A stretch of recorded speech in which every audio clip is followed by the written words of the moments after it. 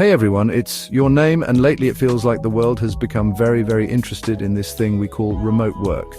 Okay, maybe interested isn't the right word. More like the world collectively woke up one morning a couple of years ago and decided to give this whole working from home thing a try. And you know what? A lot of people kind of liked it. For years, working remotely felt like this big mystery.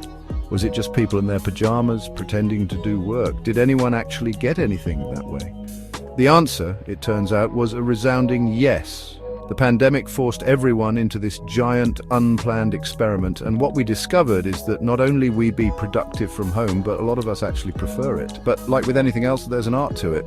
It's not always easy to stay focused. It's not always easy to separate work life from home life when your office is also your kitchen table. So in this video, we're going to dig into some tips and tricks for not just surviving, but thriving in the world of remote work.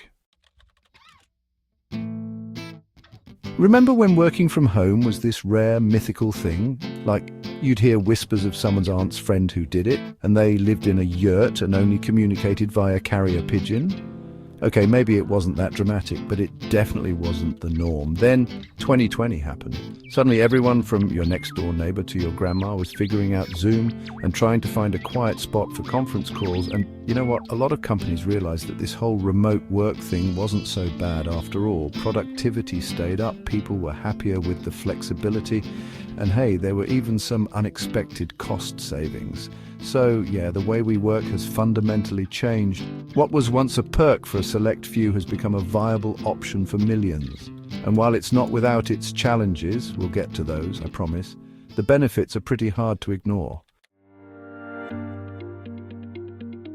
Let's be real. Working from your bed in your pajamas sounds amazing for about 5 minutes. Then you start to realize that maybe a dedicated workspace isn't such a bad idea after all. And no, your couch doesn't count. It doesn't have to be fancy. You don't need a whole separate room, though if you have one, more power to you. But having a designated spot where you actually do work helps signal to your brain that it's time to focus. Good lighting is your best friend, trust me. Natural light if you can get it, but a decent desk lamp is a must. And can we talk about ergonomics for a second? That dining room chair might be cute, but your back will hate you after a few hours. Invest in a good chair and don't be afraid to get up and move around every hour or so. Your body will thank you. Okay, here's where things can get tricky. When you're working remotely, the lines between work life and home life can get blurry. Suddenly that pile of laundry is looking awfully tempting. And that Netflix tab, it's right there. The key is structure. Just like you had a schedule at the office, create one for your workday at home. Block out specific times for different tasks and try to stick to it as much as possible. And yes, schedule breaks. It's not all about work, work, work. Another lifesaver, to-do lists. I'm a huge fan of breaking down big tasks into smaller, more manageable chunks. It makes everything seem less overwhelming, and you get that little dopamine hit of accomplishment every time you check something off. Chapter 4. Work-life balance, not work-life blur, setting boundaries. When your office is home. This is a big one, folks. When your home is your office, it's all too easy to let work bleed into every aspect of your life. Suddenly, you're answering emails during dinner or working late into the night because that laptop is just right there. Setting boundaries is crucial. Create a designated workspace, and when you're done for the day, close the door, or if you're in a shared space, put your work stuff away.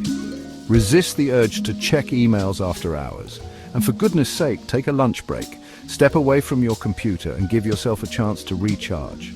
Remember, you are not a machine. You need time to rest and recharge, just like you would if you were going into an office. Treat yourself with kindness, and don't be afraid to set those boundaries. Chapter 5. Combating the isolation blues, staying connected in a virtual world. One of the biggest downsides of remote work is, well, the lack of actual human interaction. You miss out on those water cooler chats, those impromptu brainstorming sessions, those moments of connection that happen naturally in an office setting. But fear not, my friend. There are ways to combat the isolation blues. Schedule regular video calls with your team, even if it's just to catch up. Use instant messaging platforms to stay in touch throughout the day. And don't be afraid to suggest virtual coffee breaks or team-building activities. Remember, we're all social creatures at heart. Even introverts need a little human connection now and then, so reach out, say hi, and don't be afraid to get a little creative with your virtual interactions. Chapter 6. Real talk remote work stories from the trenches. Okay, enough from me. Let's hear from some actual remote work veterans. We talked to folks from all walks of life who've made the transition to working from home, and they shared their best tips, their biggest challenges, and their funniest work-from-home fails. And there you have it, folks. The good, the bad, and the occasionally hilarious reality of working from home. It's not always easy, but it can be incredibly rewarding. And hey, at least you don't have to deal with the morning commute, right? So what do you think? Are you a seasoned remote work pro or just starting out on your work-from-home journey? Either way, I want to hear from you.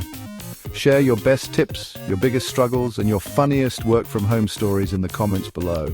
Let's create a community of support and encouragement for anyone navigating this new world of work.